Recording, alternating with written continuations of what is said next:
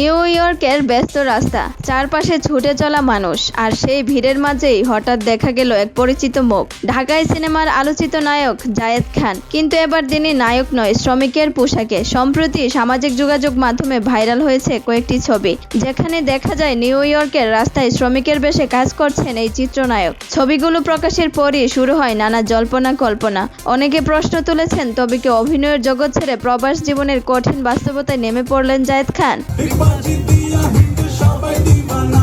তবে বিষয়টি নিয়ে সরাসরি কোনো মন্তব্য করেননি তিনি, কিন্তু একটি নির্ভরযোগ্য সূত্র জানায় ভিন্ন এক গল্প।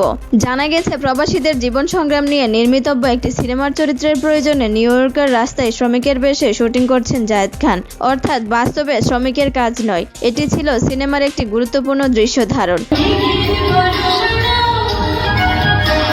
এদিকে অভিনয়ের পাশাপাশি নতুন এক পরিচয়ে হাজির হচ্ছেন এই অভিনেতা। যুক্তরাষ্ট্র ভিত্তিক ডিজিটাল প্ল্যাটফর্ম ঠিকানা এর আয়োজনে একটি বিনোদনধর্মী টক শো উপস্থাপনা করছেন জায়েদ খান।